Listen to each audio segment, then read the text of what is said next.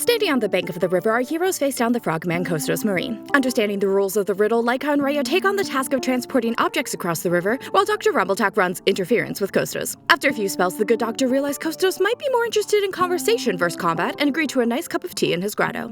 Once there, Kostos eagerly showed Jerry his most prized possessions, including a wheel of stars that is probably only a plot point if our heroes remember it exists once they reach the top of the mountain. Meanwhile, Rhea, Laika, and Laika's nameless nightmare ferried surprisingly voiced talking animals and one mute cabbage across the river. After successfully finishing the riddle, the girls waited for the return of the doctor, and waited and waited.